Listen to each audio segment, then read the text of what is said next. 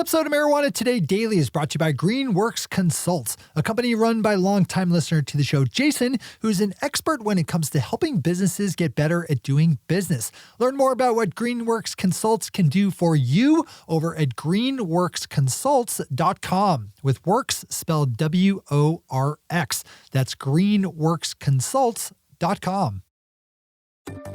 Good morning, Marijuana Nation. It's Friday, October 16th, 2020, and you're tuned in to episode 992 of Marijuana Today Daily. I'm your host, Shay Gunther, and I'll be walking you through today's marijuana news and headlines. As always, we have a full and busy day of cannabis news in our hands, so let's jump right into it. To New Jersey we go, where activists pushing for the legalization of adult use marijuana just released some new ads to support their cause. At the same time that numbers were dropped showing the amount of money the two sides of this issue have raised so far, with a huge disparity shown in favor of the progressive cannabis reformers. There are two groups pushing for the legalization of adult use marijuana in New Jersey, NJ-CAN 2020 and the Building Strong Communities Actions Fund, which have together raised $1.3 million. That compares to just $10,000 raised by the prohibitionist group Don't Let NJ Go to Pot. One of the interesting notes on this is the fact that the bulk of that $1.3 million raised for the reform effort, or $800,000 in total, was given by the Scott's Miracle-Gro Company, which has a rather large and healthy cannabis cultivation division. Pop over to Kyle Yeager's piece on Marijuana Moment for more on this and to watch the video ads that are now running all over New Jersey. As we always do, we have all the news we cover linked to on our website at mjtodaydaily.com. Bruce Barcott over at Leafly has a good story out of Montana, where polling shows that efforts to legalize adult use cannabis in the state via two ballot measures stands a good chance of succeeding, with polling showing supporters outweighing detractors by a good solid 10%.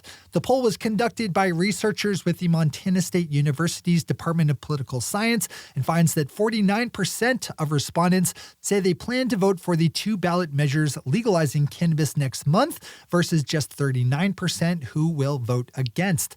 There's still 10% of the electorate who have not yet made their minds up on this, but right now, as this poll has it, they'd all have to collectively land on the no side for legalization to fail. Of course, there's still plenty that could happen between now and then, and polls are just polls, but so far, things are looking good in Montana. Our final top story in the day is a headline that broke a little earlier this week, with the U.S. Supreme Court deciding to not hear a case involving the federal scheduling of cannabis. We've followed this general storyline for a while now, as a group of advocates and activists first brought a lawsuit in 2017 against the government, seeking the change of cannabis's legal status as a Schedule I drug, which makes it hard to do just about anything with it, including selling it or even studying it. You might remember that former NFL football player Marvin Washington was a part of this effort, as was the young medical cannabis activist Alexis Bortell. Those are the top stories for today. It's time for Marijuana Today Daily Headlines Blitz. Before we blitz it in headlines, let's quickly thank our sponsor, Greenworks Consults, a company run by longtime listener to the show, Jason, who's an expert when it comes to helping businesses get better at doing business. Jason and his fellow process experts can take a fresh set of eyes to all the different ways that your company operates to pick out places where you could be doing things better and more efficiently, which will leave you with more money in your bank account every single month, because that's the beauty of fixing persistent business problems. You fix them once and enjoy the savings every time the monthly calendar ticks over. Do your business and your bank account a favor by opening up greenworksconsults.com today, with works spelled W-O-R-X. That's greenworksconsults.com, where you can then get in touch with Jason about how they can help you make more money. Big thanks to Greenworks Consults for the support that helps us keep our news lights running. All right, time for the Blitz. Illinois has pulled in more than $100 million in legal marijuana sales tax so far this year, according to new numbers just released by the state. Adult use marijuana became legal on January 1st of this year in Illinois, and sales have been brisk and robust ever since opening day. The actual total collected, $106 million, is for sales running through August, putting the state on track to hit at least $140 million collected for the year. Beleaguered multi-state cannabis operator MedMen is not doing very well these days, as it's seen its quarterly revenue drop 40% sequentially for the fourth quarter ending June 27th, with $27.4 million total brought in. That stacks up on an adjusted EBITDA loss of $23.3 million, which follows a similar loss of $26.1 million for the previous quarter. MedMen, once one of the higher-flying companies in our space, has been racked in years of late by a lot of bad management, accusations of sexism and racism, and general corporate fuckery. A good lesson here for how not to operate within our industry. Maybe give this one a read. Canadian marijuana company Aphria just released its latest fiscal results for their first quarter ending August 31st, during which time it reported gross revenues of just under $70 million, a 23% jump sequentially, and the company's sixth quarter in a row showing growth. That accompanied an adjusted gross profit of $31.5 million and a net loss of $5.1 million, down from the previous quarter's loss of nearly $100 million. One more set of financials to report as the Valens company issued its third quarter 2020 results, which saw net revenues of $18.1 million, an increase of 10% over last year's same quarter, along with gross profits of $7.3 million and an adjusted EBITDA profit of $1.4 million, down from last year's profits of $9.8 million. New Cannabis Ventures has more on this one if you need more details. I need to drop a quick disclosure on this next story as it concerns my pal Carl Ganoni, whose Massachusetts-based startup Trade Roots just closed on a Series A funding round of $4.9 million.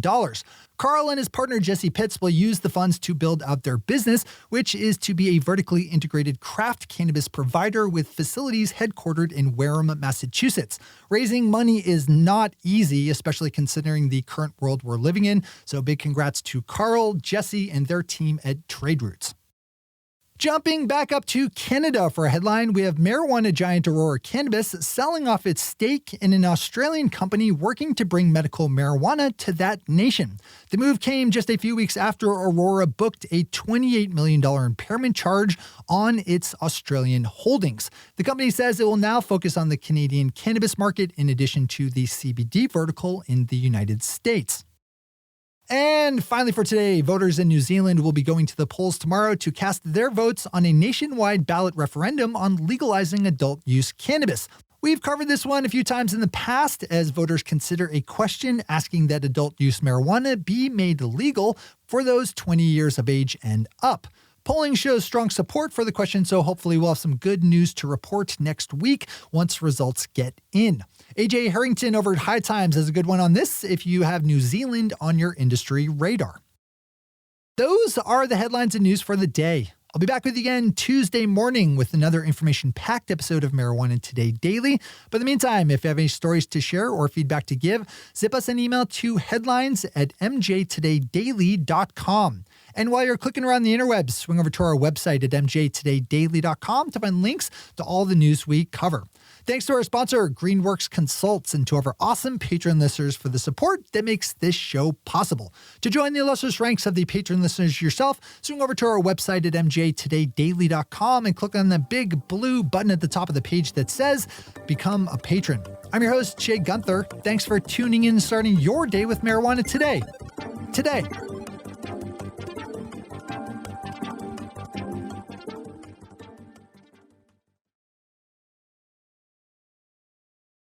One take, Shay. One take.